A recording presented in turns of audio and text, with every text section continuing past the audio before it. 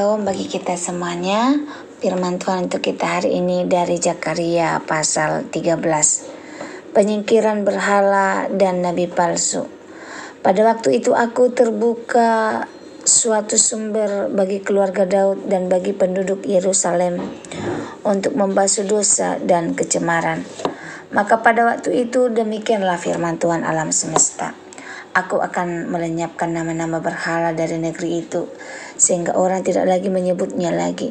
Juga para nabi dan roh najis akan kusingkirkan dari negeri itu.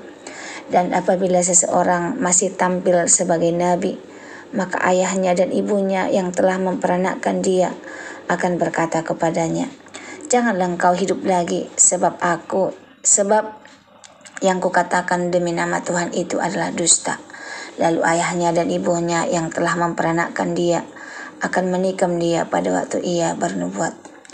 Pada waktu itu para nabi masing-masing akan mendapat malu oleh karena penglihatannya sebagai nabi, dan tidak ada lagi dari mereka yang mengenakan jubah berbulu untuk berbohong. Tetapi masing-masing akan berkata, "Aku ini bukan seorang nabi, melainkan seorang pengusaha tanah, sebab tanah adalah harta kepunyaanku sejak kecil." Dan apabila ada orang yang bertanya kepadanya, "Bekas luka apakah yang ada pada badanmu ini?" Lalu ia akan menjawab, "Itulah luka yang kudapat di rumah sahabat-sahabatku." Hai pedang, bangkitlah terhadap gembalaku, terhadap orang yang paling karib kepadaku. Demikianlah firman Tuhan semesta alam. Bunuhlah gembala sehingga domba-domba tercerai-berai. Aku akan mengenakan tanganku terhadap yang lemah. Maka di seluruh negeri demikianlah firman Tuhan, 2/3 daripadanya akan dilenyapkan mati binasa, tetapi 1/3 daripadanya akan tinggal hidup. Aku akan menaruh yang 1/3 itu dalam api dan akan memurnikan mereka seperti orang memurnikan perak. Aku akan menguji mereka seperti orang menguji emas. Mereka akan memanggil namaku dan aku akan menjawab mereka. Aku akan berkata, mereka adalah umatku, dan mereka akan menjawab, Tuhan adalah Allahku. Ulasan dan renungan dari Zakaria 13 ayat 1-9. Pada waktu itu akan terbuka suatu sumber. Allah menjanjikan pembersihan total dari dosa dan kecemaran bagi keluarga Daud dan penduduk Yerusalem. Ini menggambarkan karya penyelamatan yang akan datang, digenapi secara sempurna dalam Yesus Kristus, sumber air hidup yang menyucikan dosa. Allah akan melenyapkan berhala, nabi palsu, dan roh najis. Tidak akan ada lagi toleransi lagi terhadap nabi palsu, nubuatan palsu. Bahkan jika seorang anak menyatakan nubuatan dusta, orang tuanya sendiri akan menegakkan kebenaran dengan tegas. Ini menggambarkan kesucian dan ketegasan Allah terhadap penyesatan rohani. Para nabi palsu akan malu menyangkal identitas mereka sebagai nabi. Luka-luka di tubuh mereka mungkin berasal dari praktik kultus, tetapi mereka akan berdalih itu luka dari teman.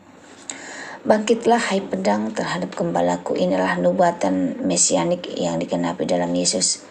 Yesus mengutip ayat ini dari Matius 26:31 saat menyatakan bahwa murid-muridnya akan tercerai-berai setelah penangkalannya. Gembala adalah Yesus yang karib kepadaku, artinya ia satu dengan Bapa. Ini menunjukkan bahwa penderitaan Yesus bukan kebetulan, melainkan rencana Allah. 2/3 dari umat akan binasa, 1/3 diselamatkan dan dimurnikan. Ini menunjukkan pada pemisahan antara yang setia dan tidak setia. Yang diselamatkan tidak akan dibiarkan nyaman, tetapi dimurnikan seperti emas melalui api, penderitaan, ujian, dan pemurnian rohani. Renungannya untuk kita. Keselamatan hanya dari Allah, sumber yang terbuka untuk membasuh dosa, mengingatkan kita bahwa pengampunan dan penyucian hanya bisa datang dari Tuhan. Ini digenapi dalam Yesus. Darahnya yang tertumpah di kayu salib adalah air hidup yang menyucikan kita. Berhala dan penyesatan harus disingkirkan. Allah tidak mentolerir kehadiran berhala rohani dalam bentuk apapun.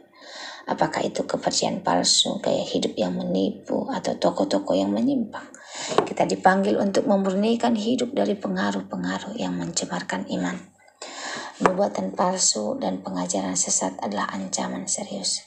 Zaman sekarang juga dipenuhi nabi-nabi palsu dalam bentuk ajaran-ajaran yang menyesatkan umat, menjanjikan berkat tanpa salib, kesuksesan tanpa pertobatan. Kita perlu membedakan roh, meneliti setiap ajaran dengan firman Tuhan. Gembala yang dipukul adalah Kristus yang disalibkan. Yesus adalah gembala yang baik yang dipukul dan mati bagi kita. Dari lukanya kita diselamatkan, namun kematiannya juga menguji kesetiaan para murid. Apakah kita tetap setia saat badai datang? Pemurnian api bukanlah hukuman, tapi penyucian. Bagian terakhir sangat penting, Allah memurnikan sepertika umat seperti emas. Penderitaan dan tekanan hidup bukan tanda ditinggalkan, tapi cara Allah membentuk karakter, iman, dan kesetiaan kita.